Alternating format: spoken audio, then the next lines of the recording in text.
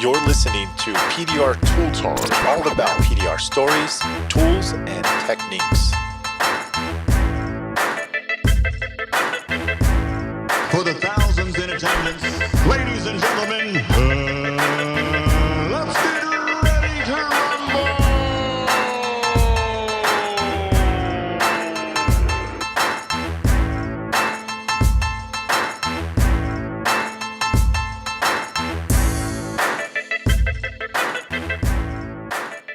Hello, everybody. Welcome to PDR Tool Time. This is your host, Daniel Grom, with our other hosts. Missing today is Mike Toledo, but we have Vince D'Alessandro and John Hiley, and John's doing some vlogging. So if you want to check out his vlog, you'll see some of what goes on behind the scenes here. And how are you guys today? Fantastic. Freaking amazing, y'all. Very It's nice. summertime. And you guys survived 4th of July. How was that? Do you have all your fingers, John? Oh, John, yes. Fingers? Limbs? Yeah, I actually made it out alive. We did some pretty crazy, pretty dangerous, explosive type stuff, but yeah, nothing, no injuries. Cool, And, cool. Daniel, you didn't start any forest fires or California wildfires up in your neck of the woods? I'm No, hoping. you know, it's great is the fireworks. We get to watch them from our house. So we have a little 4th of July party every year, and I have a balcony off my master bedroom, and it's a perfect viewing spot for the fireworks. So we have a few people over. It's also my wife's birthday on July 1st. So we kind of do a combo thing. And Big old event, huh? yeah, it's always good. That's always awesome. a lot of fun. Nice. Yeah, I head Just have a down to great the time. beach. I hang out in Long Beach where I live. There's a peninsula, you know, and it's just a big old party. A lot of the college kids, we have this place called Horny Corner, right? And in the summertime, they actually shut down the street because back in the day, the cars were causing too many accidents because of all the G-strings hanging out at the beach, you know, the rubberneckers turning and looking, and there were a whole bunch of accidents all the time. So Horny Corner turns into just madness for 4th of July. It's just young people drinking and having a good time. The odd thing is, I don't know about, John thinks California is like this totally liberal state that nothing goes on here. But I mean, the police don't care that everyone's sitting on the streets drinking and partying it up. And obviously medicinal marijuana is legal out here. Actually, it's not even medicinal now. You could smoke weed. You're not supposed to in public, but everyone does. And I don't partake in that. But yeah, it's a big old party zone, man. It's pretty cool to watch. It's impressive. Horny Corner. Right Horny on. Corner. Vince lives down the road from Horny Corner. That's interesting. I do. A mile and a half from Horny Corner. That's funny. Yeah. Hey, so what's going on in old news there, Vince? Old news. Well, if you tuned in or did not tune in to our last episode, it was episode 76, and it was the special 4th of July episode where Mike did a little tidbit in the beginning, and in the end, it was very patriotic. I really appreciated that. Dude, Little Johnny Cash story. Did you cry? I I almost teared cried. up. I welled up a little bit.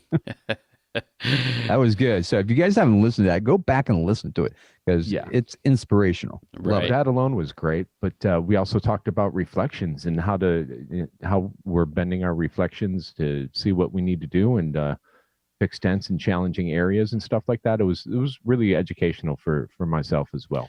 I think a lot of guys really like that episode because, you know, that's for some folks, that's just kind of a mystery, you know? I mean, for the technicians that have been doing it for a long time, of course, they understand that. But I've met guys that have been doing it for a long, long time and still didn't really understand the principles of natural reflection. And, Sure. you know, you guys know as well as I do that once that finally hits you, it's just a game changer. And got a lot of messages about that episode, and I think a lot of guys were thankful that we covered that. Yeah, Cool. absolutely. And I think one of the things too is that it doesn't matter if you're a 1-year tech or a 20-year tech. You have to learn how to use your reflections and natural reflections to get the job done. I had one yesterday that everything was fine, and I pulled it outside, and when the customer came up, she's like, "Oh, I still see something." I'm like, "Oh crap! I should have, checked it outside ahead of time." Hey, did the you know? sun move? Did the sun move? The sun moved. You parked and it in the sun, created and then it the just shadow. rolled over the car, and then it's in the shadow. Yeah, but she was from the get go. She was one of those customers that was looking for a discount ahead of time. Yeah. So I knew it was fine the way it was, but she's like, "Oh no, I still see some little shadow right here." I'm like, "No problem. I'm pulling it back in right now. You got a few minutes?" Yeah. Okay. I came in, knocked down the crowns, and it was done. But You guys have heard about that? You guys have heard about that hail tech out in Oklahoma? They call them garbage. no. Yeah, they call him garbage because I guess, and God bless Tom Nations, but back when he was the Dent Wizards, recruiting technician, I guess Tom had called this guy garbage and said, "Send me all the paperwork at this body shop," and he ended up taking a box and packed it with a bunch of body shop garbage and sent it to him, because he wanted the paperwork on the deal. But there's been a lot of talk about this guy in the industry. I mean, everywhere you go, if you're out on the hail trail, you might hear the stories of garbage. And one of his big stories that I actually heard, Vince, is that I guess he hacked up this roof on a BMW and went ahead and pulled it out, and parked it in the sun. About midday or whatever, guy comes and picks it up. Well, the sun done went to the other side of the building. So the guy comes up and he says, what's going on with my roof? What are all these spots here? I guess garbage went out there and he looked at him. He said, well, them are nocturnal dents. Nocturnal dents. I said, what? Really? He said, yeah. He goes, when I put my big light on them, he's like, you can't see them. He said, so I guess he jumped in it, drove it over to the sun, parked it in the sun, brought the guy over and said, see, they disappeared. He's like, I can't, if I can't see them with my lights, I can't even fix them. I guess the guy looked at him and said, all right, man, took his keys and drove off. Oh, God. Terrible. So many, we could fill a whole episode with stories of that guy. I've heard so many stories about him. I've never heard this guy. You never heard of garbage, huh? But I'm not in the hail that trail. story So before, but I haven't heard of garbage. that's funny. That is funny. Yeah. So besides that, we also talked about something that's coming up here in a few months that John and Mike talked about last episode, which is the multimedia event coming up in San Diego, beautiful San Diego. And John, just Tell us more, John. Yeah, because more about the mega media event. Yeah, we just dropped a video about it, but as Daniel pointed out, I really got to continue, educating folks because it takes a little while when you launch something to really, allow, when people really get the understanding of what they're going to get. You know what I mean? Right. So that was like a question that, that I was talking to Daniel about today. And basically what we're doing is myself and business partner Mike Toledo, who is absolutely one of the best video guys, not only in this industry. I got to say that Mike's probably one of the best video guys that I've ever seen. I mean, short of somebody who produces a $300,000 commercial, Mike's way, way up there. Would you guys agree? And he gets better and better every time he buys a new camera. he just posted a video last night. I don't know if you guys saw it yet. This morning I woke up to it with his daughter, his son and daughters cruising around the park. Now, I mean, he shot this thing with a friggin' camera that any of us could go into a store and buy. But we can't do that. Yeah. He's dude is absolutely amazing. We're fortunate to have a guy like him in our industry because this gives us the opportunity to be able to benefit from, this stuff at a ridiculously low cost compared to like industry standards. I mean, I wouldn't even know, like we have some local video guys around here, but they just, in all honesty, when I look at their content versus Mike's, they're horrible compared to him. I mean, we are. Yeah, but have you ever hired one of those guys? They're a freaking fortune, dude. They're a small fortune, and you only get a limited time with them. And editing, they never get the dent. They never see the dent because they don't understand what we need to see. Exactly. So basically, in short, to answer Daniel's question there, what we're doing is we got an event coming out in October in San Diego, California at Mike's shop.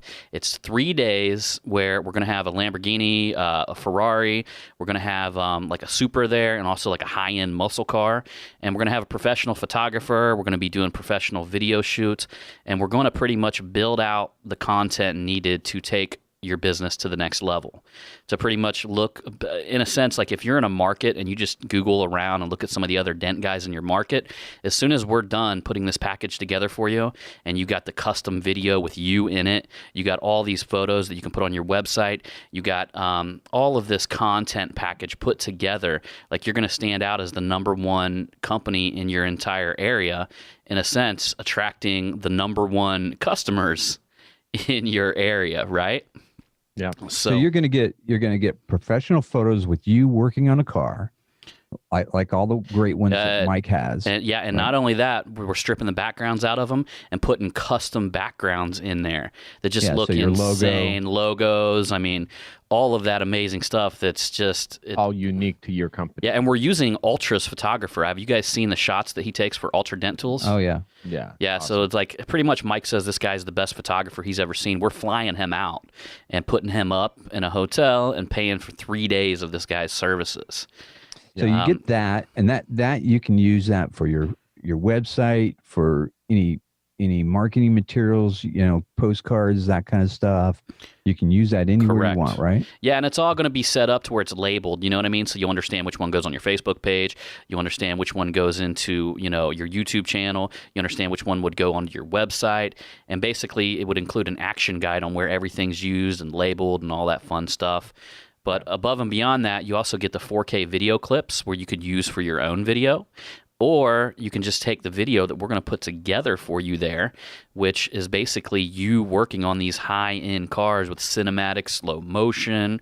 I mean, just all of these beautiful angles and shots that you see Mike put together. It's going to be put together in this video, and you're going to be the face of your company. Logos are going to be put in there, and you're basically going to be put the star in a full production video that's only going to be sold to our mega media event attendees. We will never sell or duplicate this video.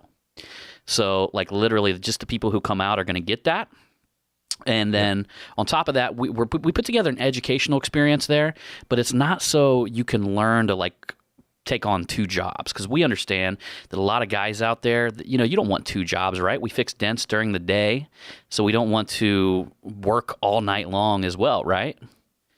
So the way that we've designed the educational experience is to build a vehicle for you. Imagine having a vehicle built for you that whenever you leave there, we can just put the keys in your hands and you can drive it. Yeah. And see, that's you mentioned all the video stuff and like all the visual stuff, but here's the deal, guys. You got 4 business owners here that have been in the retail market for many years. All 4 of us are going to be there. Daniel and myself will be there helping out and whatnot. But you get to pick our brains. You get to pick John's brain, Mike's brain, and learn how we deal with customers and how to market your company. Because the main thing one of the main things I feel is that when we're doing our podcast, we're not giving you all the information. We're giving you tons of knowledge and tons of information, but come on, let's face it, we're going to hold some of our near and dear things to ourselves. And when you come to this event, you're going to be able to hear everything. It's doors wide open. I'm telling you what, Vinny, Mike Toledo's system on getting reviews that he's going to be giving out, dude, he shared that with me, and I literally almost hit the floor. Like the way that, have you seen how many reviews, like 300-400 reviews or something like that on his Yelp page? Oh yeah.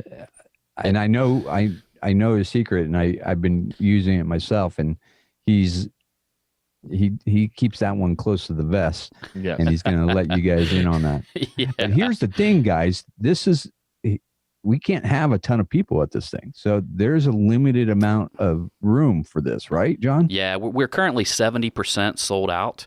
So I'm not really pushing a lot, guys, until this podcast launches, because let's see, on the day after this podcast launches, Wednesday of next week or so, tomorrow.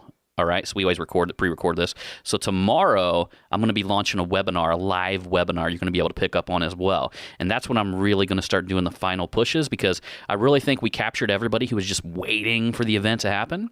And now we got a lot of folks that are on the fence, that some of them are ready to pull the trigger. Some of them may, some of them may not. But I'm here to tell you that there's no way that this event is not going to be sold out. And we're 3 months prior to the launch of it. Plus, you got to get your hotel and your air all settled in, right, so you get the cheapest fares and stuff. Well, and brings up another thing too. If you have signed up for this, go on to PDR Tooltime Revolution and let others know that you've signed up for this. And maybe someone wants to go with you. Maybe someone wants to share a room with you and share expensive. And we do have dual tickets. So if somebody buys 2 tickets, they get like $1,000 discount or $800 discount. So if two guys want to couple up and purchase 2 tickets, that's fine. Another thing we're doing for all the Dent Trainer members, like Dent Trainer members who sign up, they just email us and we're going back into their account and we're reimbursing them whatever they invested in Dent Trainer. Wow, So that's huge right there. yeah, we ended up like one guy, him and his brother are coming out, and he don't care if I say his name, Rusty Brewer, and him and his brother's coming out, and I think he ended up getting $1,400 back that he invested in Dent Trainer. So that brings up a good point. How much is the event? The event, you guys know I was holding off last week because we were trying to figure out the details, but it's $2,700, and the early bird price is $2,797. Depending on when you're listening to this, at some point, if we don't sell out within the next couple of weeks, we're going to start pushing like $100 increases until we finalize and sell out. Dude, and that's insane because you go to a professional videographer and try and get a video made for your company, it's going to be more over than that. $3,000. Yeah. Or even more. You know, people spend tens of thousands of dollars Mhm. for videos for their company. That's And- stupid cheap. I kind of had like an aha moment last week. I was like, you know what? I was like, these guys that are coming out to our event, I was like, I want to follow up and make sure everybody is very successful. So what I'm also going to be doing above and beyond that is I'm going to have 2 months worth of mastermind meetings where we meet twice a month. And I'm going to be recapping everything that we did, making sure everybody's on track, everybody's on target, and really investing my time to make sure that all of our members are successful. Very nice. That's awesome. And guys, you're going to learn just some great basics on how to shoot some of your own videos. I mean, a lot of guys have listened to us over the years, and they've already kind of, gotten some of these points. But having a good mic is so important, and having a camera stabilizer and stuff like that.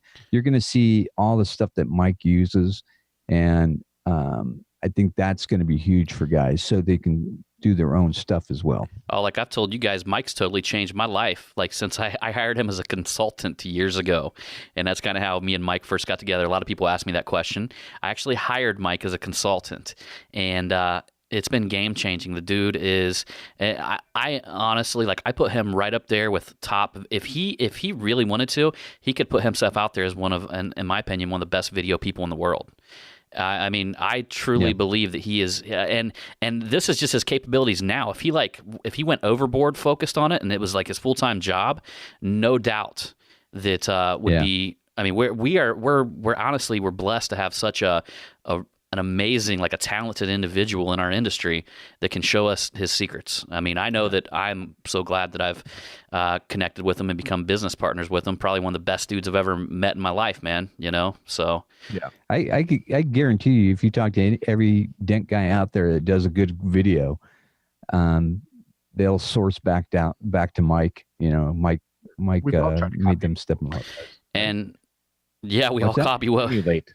Yeah. Absolutely. And the cool thing is you guys won't have to emulate it because we're going to put it together in a package for you, and you're just going to walk away with it. So you're not going to have to put in the work. And in fact, the way I'm designing this system is so you can actually up your prices. You can gain better quality customers, and basically, essentially, where you can choose to work less or you can choose to work the same amount and make more money. I mean, that's my goal, is to add that much more value in your life, because I know if I add that value in your life, if we're able to do that, then it's going to come full circle. And everything I have to deliver to you above and beyond this, you guys are going to be game for, because I helped you out. Plus, you go out to beautiful San Diego and hang out with all of us, man. I wonder if San What's better Diego's than got. that? I wonder if San Diego's got horny corner, Yeah. because that might get They some got dent the guys. Gaslight district. Well, there's Black's Beach, which is a nude beach right down in Carlsbad over there. Oh, I don't know, man, because I kind of look like I'm Taliban, and I don't want them to think I have a Scud missile. Oh, Scud missile. The Tomahawks will be flying over, you know, the Navy SEALs will come down. What is it? The guy with the big beard has a Scud missile. You're all running down the beach.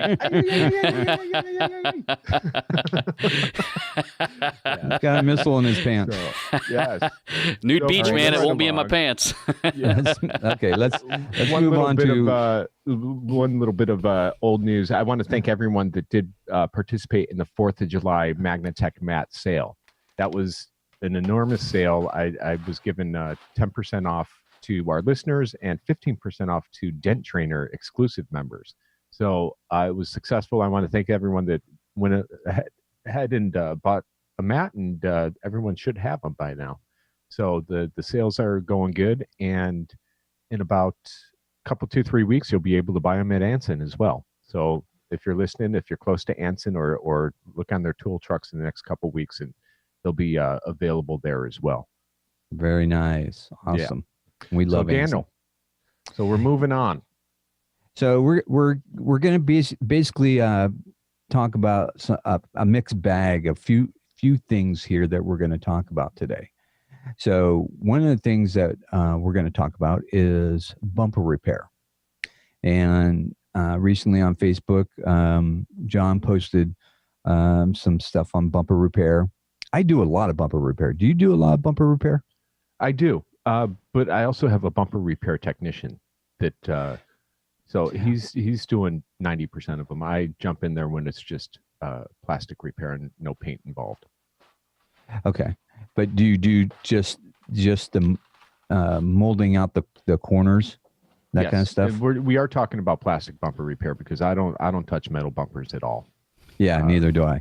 I have that franchise is in my area, the Bumper Man, and I just refer stuff out to him, let him deal with it.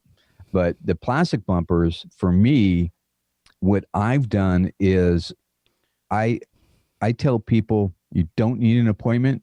You can come by anytime. Takes I tell them 40 minutes to do a bumper repair roughly, and I charge a flat fee of $110. Oh, thanks. That's pretty cheap, Daniel. Yeah, but I won't touch them for less than $175, but normally it's $200. Yeah, I did one the other day for $225.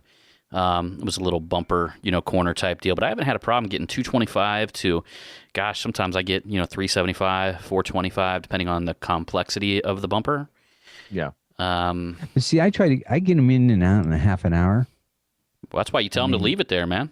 Yeah, leave it for a couple hours. That's what I do. You have the shop. You could do that. Come on. I don't want those cars hanging out, man.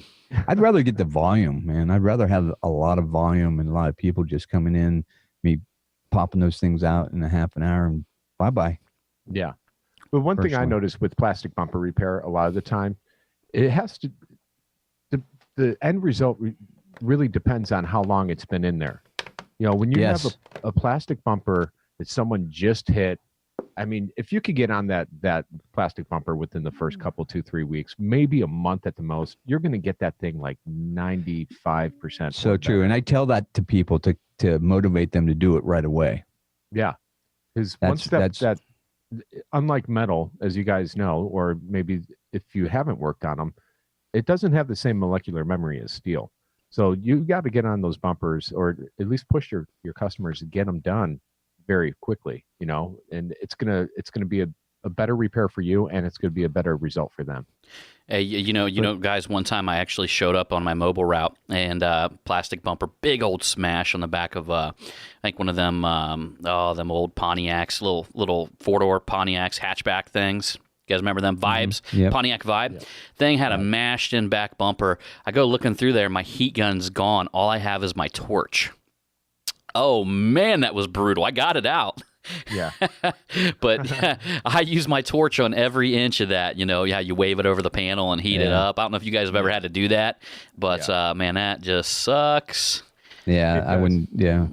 And that's one thing too. When you're using the torch or heat on plastic bumper, it dissipates differently than metal. Plastic doesn't hold heat as long as metal. Right. The key though, and I think you're going to agree with me, John, is that infrared heater. Oh yeah. It's not a the heater. IR light. It's called the IR light. Yeah.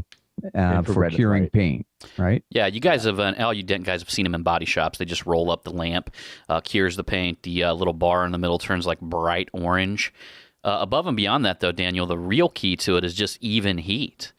You know what I mean? Like that, it creates that heat lamp. It penetrates all the way through the bumper. It does, dude. Different than a heat gun. It does. It's like it gets all the way down to the back, doesn't it? Well, what they say is that it heats it from the inside out. So yeah. And there's three different materials bumpers are made of. And if you get into like the European, like if you've ever seen a crack one, it'll look yellow. The plastic underneath is yellow. That's PVC plastic. And that's the hardest one. That's where you really do need that heat lamp. Yeah. Yeah. So, but There's PVC, there's TPO, there's another one. but I've had that. I put that lamp on, Mm-hmm. and sometimes I come back, and the dent's already got itself out.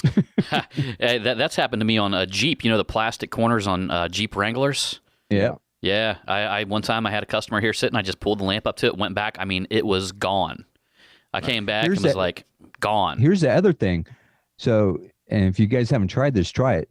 So, a guy came in with a impression right in the middle, the center of the bumper, right? Somebody bumped his bumper and it crushed the plastic, right? And I used to turn those things down.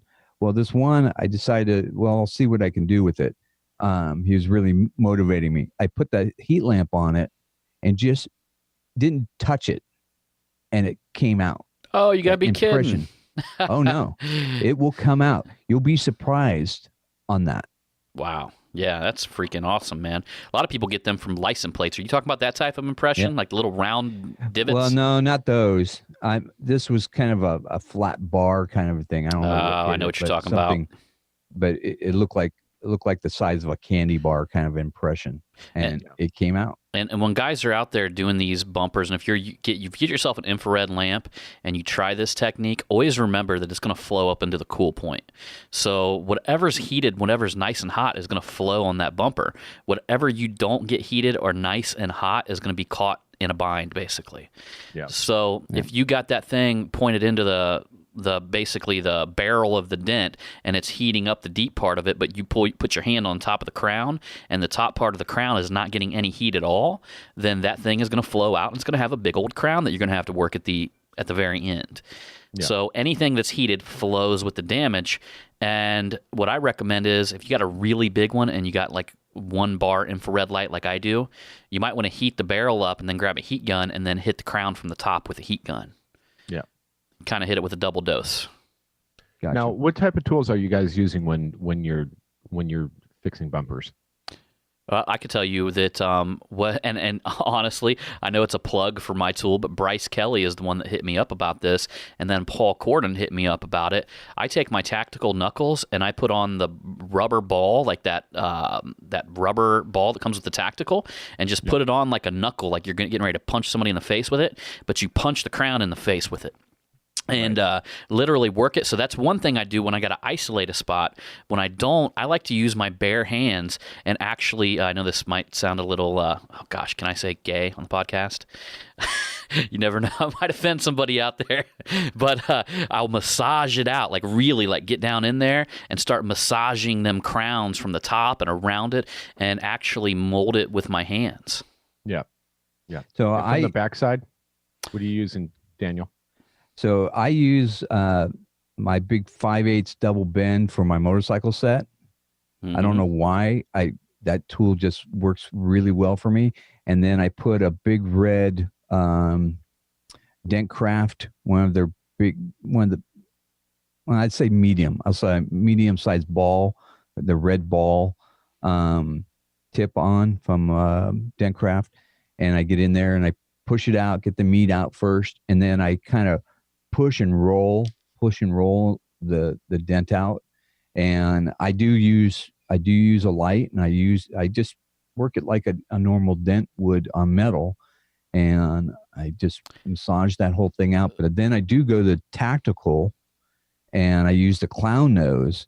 Been using that too, yeah. And I need the crowns with that clown nose, and the clown nose is nice and slick. And you can push on that bumper without harming the bumper and rub those crowns out. You can also push the backside with the clown nose, Daniel, if you're in there finishing and tidying one up. Above and beyond that, though. the same. Well, the one thing that I do a little bit different than Daniel, if the thing, just to talk about different types of dents, I mean, if the thing is really dent heavy with a tight pinch of a crown, sometimes I won't do this.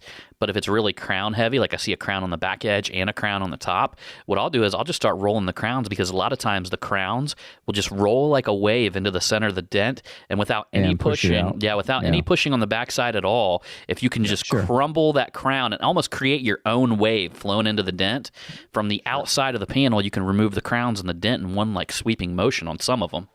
Yeah. And one other tool I use a lot on the backside, because sometimes you get some that the actual the bumper bar goes past the dent. You can't get a clown nose up there or a bigger tool. And I use the flat bars a lot on it. I'll end up using a Fender tool flat bar, or I'll use the Anaconda, which will slip up underneath the Anaconda bumper itself. The Anaconda works great. Plus, if you need to put tips on it, you just throw a tip on it, and if you do have the room, you can get it up there as well. Now, I'll also use the same techniques like you were talking before, John. One of your tech tips when you're working on a truck bed, where you use your feet on the bottom of the bar and pulling the tool. Yeah, I will use that technique with the Anaconda and be pulling on the Anaconda and pushing the dent out and knocking the crowns down with the tactical, with a rubber tip or a clown nose on the outside. Yeah, man. Now, what do you guys think about access? Because I never, ever have a problem getting access to those corners. I mean, there's a couple tight ones that you might have to take off a little skirt that might be underneath the bottom of the car, but I generally don't have any problems getting to them. And sometimes I'll take out a tail light. Sometimes you take out a tail light, and that will give you top access to the bumper. And there's plenty of them, like G35s, like Infinities, have holes in the top once you take the tail light out. There's a whole bunch of makes now that a lot of Hondas and Toyotas, you take the tail light out, and there's access there that you could sometimes fit your whole hand in there. Yeah, absolutely. Nice. I like to use a 90 bend soft tip, Ultra's 90 bends, and get them in there. And sometimes if I can flip them upside down, like Vince was saying, I can just grab it by the base or the center of the tool and just pull it into it. It's really nice. Other times, surprisingly, inside them bumpers, depending on what's going on in there, you got good twist leverage sometimes. Yeah. You know, I mean, whatever you can get to pry off of, you just use it. But you never take off a bumper or anything like that. I have in severe situations. Generally, but you're losing the structure if you do that. That's what I feel. You know what, though, Daniel? Since I've got the heat lamp, I haven't been taking them off. Man. You don't need to. No. Don't even waste your time. Well, here's a thing that I found out. When there's companies that refurbish bumpers out there, you know, if you go to LKQ and look, sometimes they sell refurbished bumpers. I found out that the way that they do it is that they have a big bath of boiling water, right? Yeah. So this is kind of the same idea as using an IR light, but none of us are going to have a big, trough of boiling water. But I got room in my shop, man, and I need a jacuzzi. There you go. Well, if you guys got a jacuzzi, just get a hey, that's you guys would lose it if I got a jacuzzi, right? Man. Yeah, it is. Boil that water in a jacuzzi and throw the bumper in there. That is reason. Like I tell the wife, like, "Hey, babe, I'm sorry, I got to get a jacuzzi in my shop." Yeah, she would come over and I'd just be lounging in it, with the bumper. Yeah, that might actually give someone an idea. I just got a picture of John sitting in his hot tub with a bumper on one end and his Sasquatch on the other. Oh man! So you're saying you're going to come out and some Barry White music. I'm more of Marvin Gaye, man. Okay, right. Sorry. Okay, good to know. Although I do like Barry. I mean, you got to respect a man who could sing a lady's panties off. Oh, could sing them off. I had to work. They could just sing them off. Yeah. They just melt from the deep tones of his voice. Oh man, rip off. He almost gets my panties off when he does that. Ooh, change the subject. Okay, yeah. It's hot over here. John gets more in trouble. Yes. So if you're a PDR tech, don't be afraid of doing the plastic bumper repairs. But invest in an IR light. I mean, they make a small one. I would suggest if you're mobile, you're out on the road, invest in a small one. I think it's totally worth it. You know what some guy said in PDR Tool Time Revolution, our group? What's that? He said that he has one of them butane heaters that he uses. Yeah. He said he just points that big old. You guys remember them big old butane heaters? You burn your legs. You get too close to them. Yeah, that's the problem though. Anything else you use, the nice thing about the IR light, you set Not melting the paint. You're not melting the paint. You set it about 12 inches away, roughly. Yeah. Could you imagine working with that butane heater right beside you? Hold on, I almost got it out. It's all about looking professional, I think, too. When you bring out that, it looks a little bit more impressive than a butane thing. Yeah. Right, man. I don't know. You might be able to dress it up and make it look like a spaceship or something like that. But here's another technique. So I have a refrigerator in my shop. This is an advantage that I have. And I have a little ice maker in there. So I'll grab some ice, throw it in a water bottle, and I'll use it to freeze the dent. So you're molding it back into shape. It's hot. You kind of want to freeze it. Use a spray bottle with ice in it, and it freezes it for you. See, I always tried using a rag, but couldn't get them cold enough. The spray bottle with ice in it works good. I always called that quenching the dent. Yeah. You know, of course, me being a dent guy through and through, I was out there squirting it with alcohol. Or you can use a come on, cool down. Can of air upside down to freeze it. Yeah. But I think all in all, it's very forgiving working on bumpers, corner bumpers. So, it's a quick way to make a quick buck. Are they going to be perfect all the time? No. To me, I think they always look a little bit wavy, but because, a lot of the hard hit ones, but because of them curves and contours on them, they really don't look bad when you back them out. They just kind of. Most of the time they got paint missing. You do have to do a little bit of polishing, sometimes, and a little touch up. It's either that or get yourself a bumper technician like I got, and then just pass them all on to him. Exactly. But we were doing so many bumpers and turning down so much bumper work that's why we incorporated bumper repair into our business. Yeah. And it is severely profitable. Sometimes it's more profitable on a weekly basis than PDR. And I'm going to make mention that it's going to be profitable because Vince has a really good paint guy. No, that's because I don't want all you guys to get mistaken. If you don't have a really good paint guy, it can become really unprofitable really fast. I mean, that is I've seen it. I mean, I've hired guys in here that made me a ton of money, and I've hired guys in here that I don't even know if I broke even just because of the amount of mistakes that they make, how long it takes, the amount of product that they use. There's just a lot of that. I mean, there's a big difference between the guys you hire. Yeah. And I know Gavin. Gavin's good.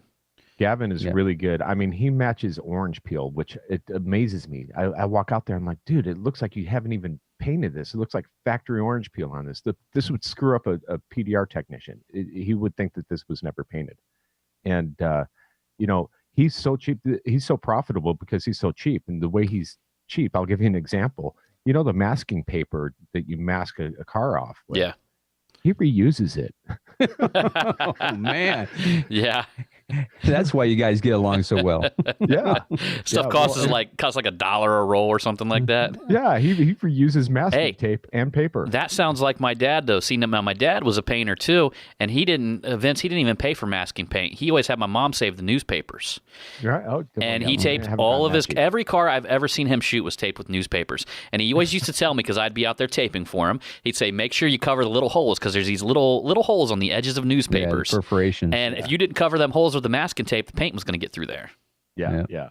How funny. That's funny. But yeah, he's a cheap boy. I'll tell you how, fine, because his paycheck is based on the profits. So he keeps the profits up. Hey, that's how you do it. Let me tell you how old school my dad was. Here's how he knew to shoot his clear coat. He put on his base coat, and he said that he would have to walk outside and smoke 2 cigarettes, and then it was time to shoot his clear coat. He said he had it down to a science.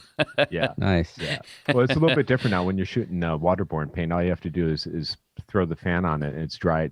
It flashes. As soon as it flashes, boom, you're throwing clear coat on it. Hell, he was shooting enamel clear up to probably clear up to 2002. Yeah. He was taking cars that was base coat, clear coat, and he was selling them. He owned a used car lot, but and enameling a panel that was base coat. The rest of the car's base coat, clear coat. He'd go in and have a mix of enamel and shoot the panel enamel. Yeah, it's awesome. He just couldn't get over why they wouldn't you couldn't just spray it and it would shine. Yeah.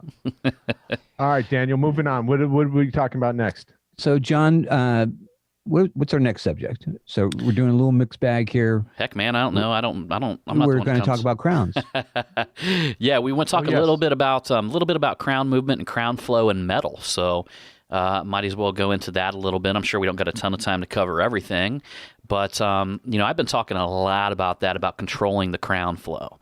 And what guys need to understand is that's so important. You never want the crown to flow in an unnatural way. So literally, if you walk up to a dent and it's this giant dent, let's say it's 90% dent and 10% crown, but you've got a hard crown right there, I'm here to tell you that if you start working that crown right now, that it's going to flow in the direction of the dent, which is down, which basically takes the crown and makes it flow in an unnatural direction. When it flows into an unnatural direction, it doesn't know how to shape. When it doesn't know how to shape, you end up with a crown that is beat to crap on the way to hell at the bottom of that dent. So I talk a lot about controlling that flow. So let's just say, Daniel, you walk up to a dent and it's 90% dent and it's 10% crown. You might want to go ahead and swell that thing up to where it's 50-50. Or you might want to swell it up to where take a couple pushes on the dent, maybe colafria, start unlocking it into that crown, so that crown at least has direction and knows where to go.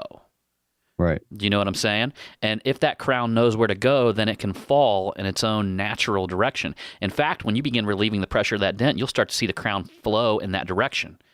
And when you know that it's flowing in that direction, you know that you're starting to put it into its natural state. So, and I have to say that, if you start tapping on the crown, you should know right away just by the feel of it. Yeah. What John's talking about.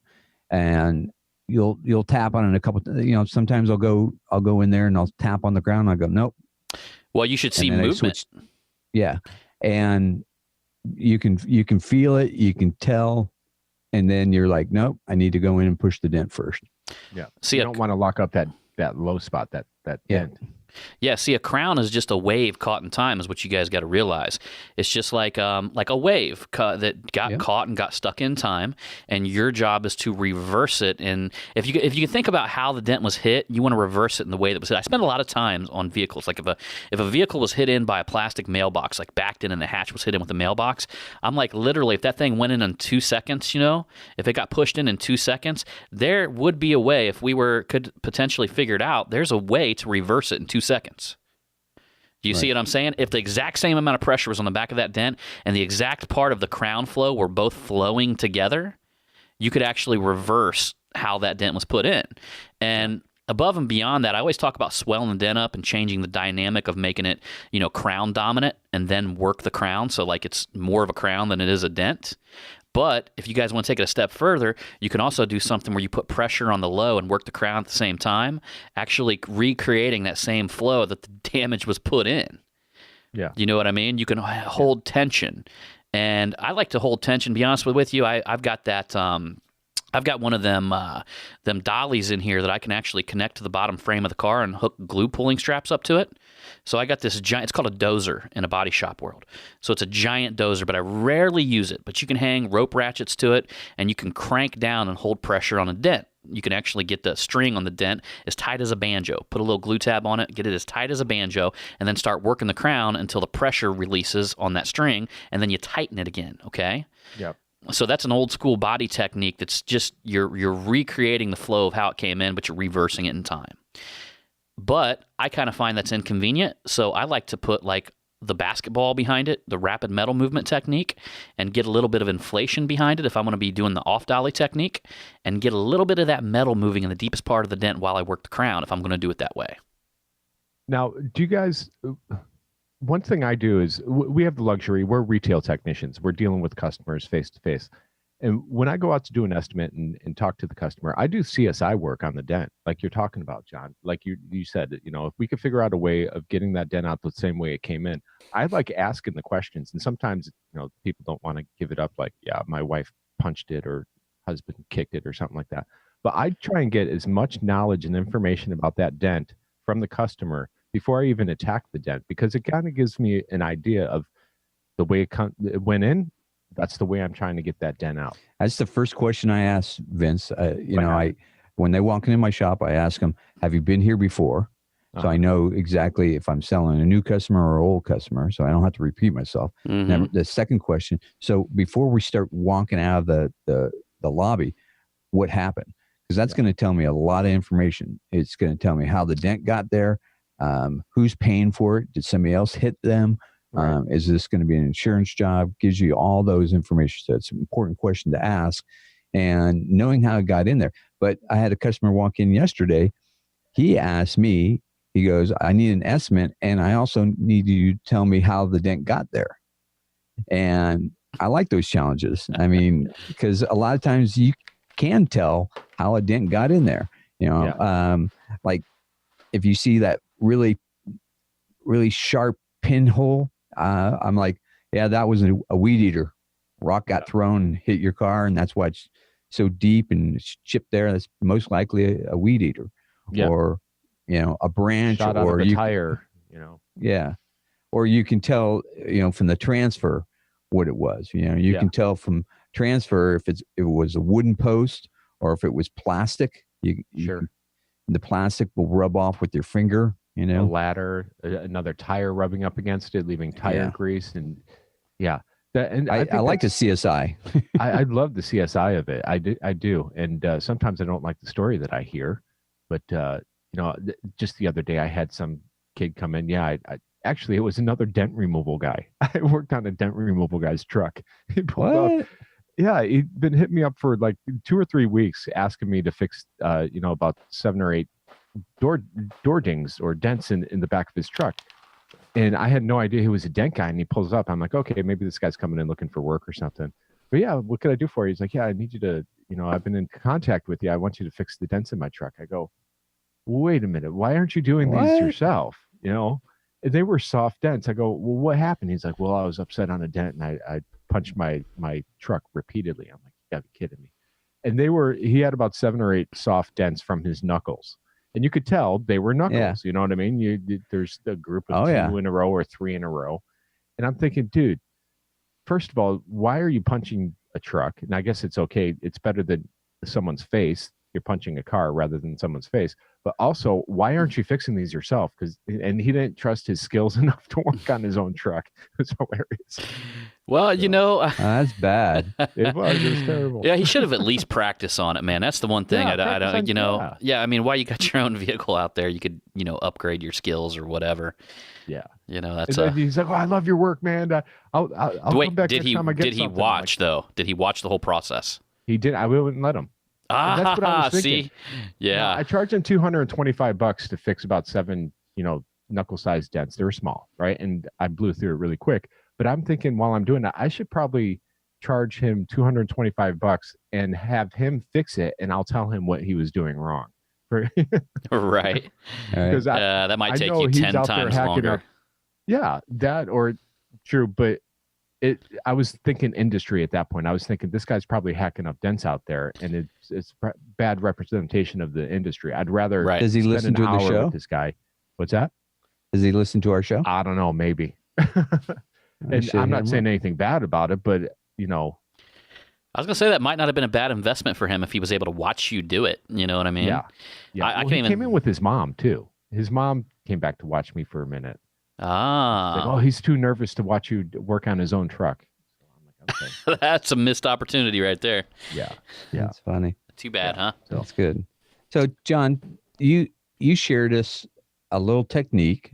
You gonna share that with everybody else? I do, but before I do that, are we getting ready to go into tech tips?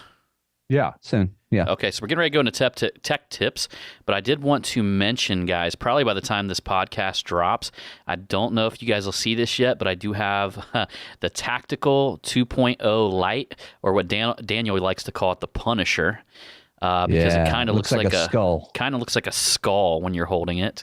But I got it's about half the size. Would you guys say that's about half the size of the Tactical? Yeah, we don't have ours yet, but they're It in the looks like mail. you've but- lost a third off of it. Probably a third off of it, right? So, Yeah. and It's So really cool. you took your same idea but shrunk it down and Correct. made it even lighter. correct. Yeah, it's got 2 holes in it instead of 4. It kind of looks like a skull, or maybe even like that thing Batman has on his buckle that he throws and kills people with. So it looks a little bit like that, and it is extremely light. I gotta tell you, John, I think you should make belt buckle versions of that. That might be pretty legit, man. I have to figure out how to make a Maybe belt cut buckle. it right in half and make a belt buckle out of it. It's really cool looking. Right. It's it almost like I feel like it should have been the first design in a way. I don't know why. It just this design struck me, and I think the other tactical is still going to be great, still going to be used a lot, but this one's it the going to same be. width? No, not at Okay. all. No, it's they literally took out 2 holes on each side here and shrunk it all the way down just to where if you guys have a tactical out there, imagine just having the 2 holes that are in the middle, and then it kind of looks like a skull, and then right on the edge is where you thread in your knockdowns. You're going to want both because Yeah. I use my tactical 70% of the time for leverage and getting it into different positions. And sometimes the original tactical is just too big to fit in a pocket of a headlight or a tail light.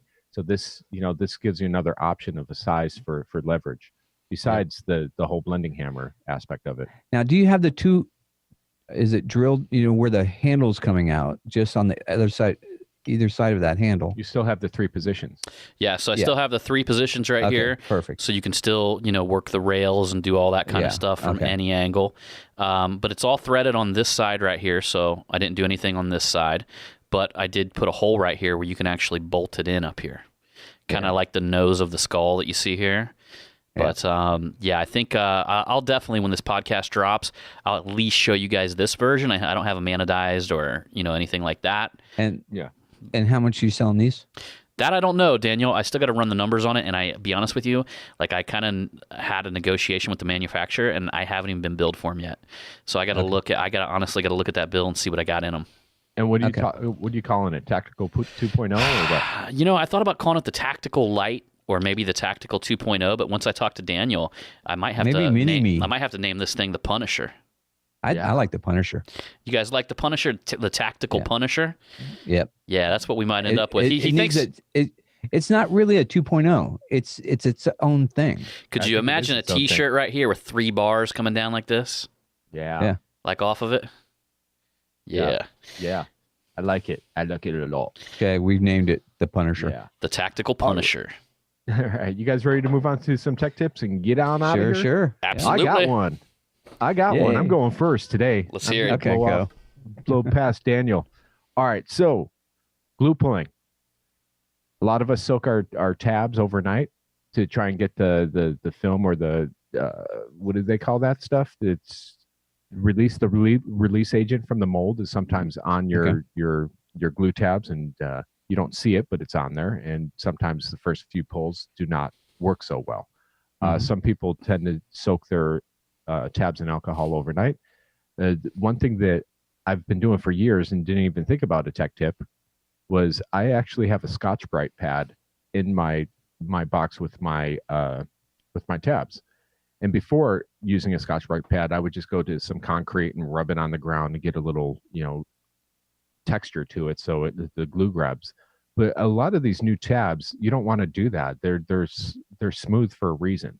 And sometimes when you're doing it on the concrete, you catch a rock and a bigger rock gouge it, and yeah. gouges in it, and screwing up your tab a little bit.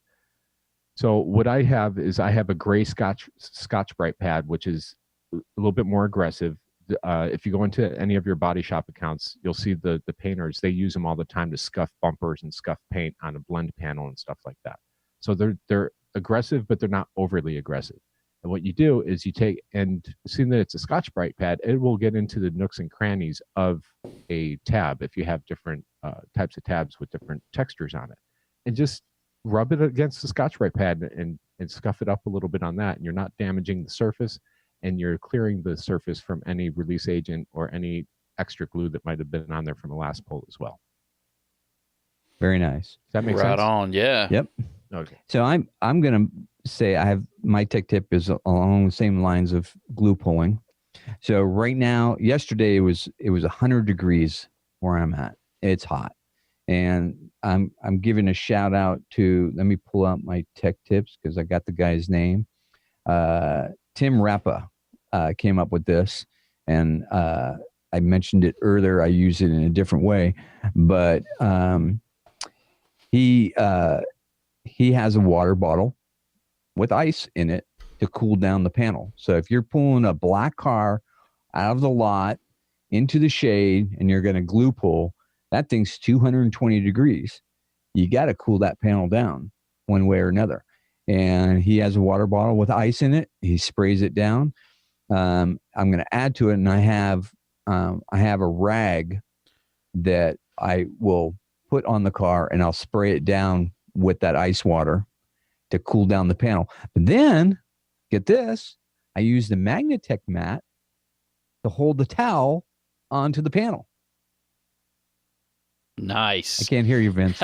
Yeah, Vince muted himself, and he was all going to town talking about the Magnatech. Wow, that's good. That's a great idea. That's awesome. Another use for the Magnatech mat. There you go. So that's how I cool down my panel, get it to the right temperature you need, and start glue pulling. Now, the subject he was answering to is, what glue do you use when it's super hot like that? And it seemed like a couple guys had red chili, and then another guy said Home Depot glue works really good. Not Home Depot glue. DeWalt glue works really good in heat. I don't know if that's true or not, but that's what they had on there. The thing with glue is that you're going to hear 10 billion different, recommendations as to what works in heat, what works in humidity, and what works in that. It really does depend on where you live. It does. It really does. And I think, I'm still stuck on Anson dent tracks, glue tracks, and it's the teal glue, and it's freaking awesome. And it works all the time here. It's totally awesome. Mm-hmm. It's very, very consistent, guys. Yeah, it's some of the better glue that I've seen. Between that and Keith Cosentino, he's got that gray stuff. What's that called? Yep. Tab weld. Tab weld. Yeah, between the two of them, tab weld sometimes will pull harder. Sometimes it's a little bit harder to get off the panel, and then other times glue tracks will pull harder.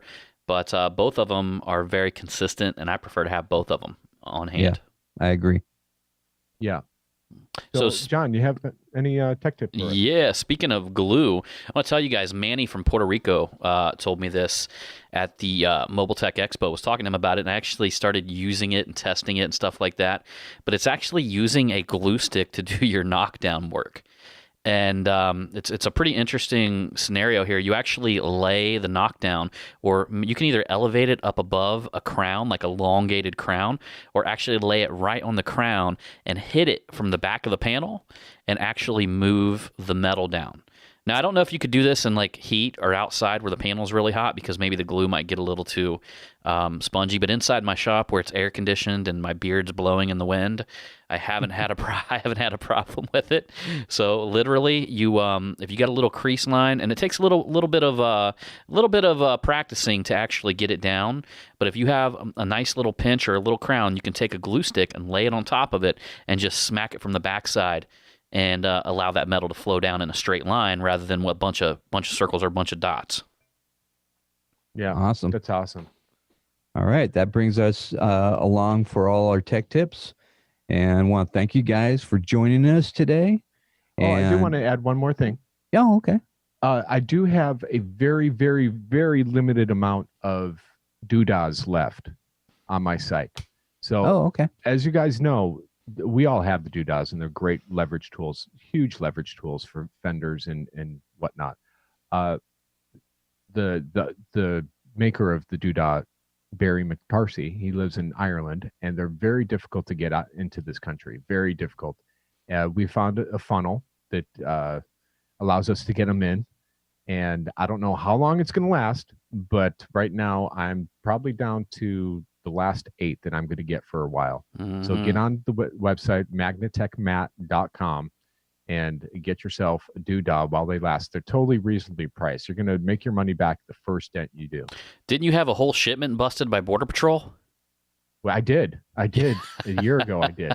So I never got them. So, I mean, they were coming on like one of them wagons over Mexico border. something like that. I think we used what we call an Indonesian mule to mule them over to our country. Right. They actually, guys, I don't know if we should share this, but they actually swallow them and then they poop them out. And Right. we clean them though. We clean them before you get them, so Yeah. they're all clean. You remember that and batch that had all that Colombian cocaine on it? Yeah. That was a crazy night though, unpacking them. Yeah. I believe I have like 7 or 8 left. So when they're gone, I got to be honest with you, I'm probably not going to get any more in for a while because this funnel might have closed. Get them while they're hot, boys. And get a Magnatech mat while you're there. Right And on. always remember, level up your tools by getting a doodah. And join the revolution. We're out. All right. There it Good job. is, man. Okay. Good show. Hey, I'm putting notes on the side so I could transfer them over to the admin for PDR Tool Time. That's why you see them popping up over there. But it's not letting me in, John. Oh, really? Yeah, I'm in, but you go to posts and then you go to add new, correct? Yeah. You probably, just go to add new. It's saying forbidden.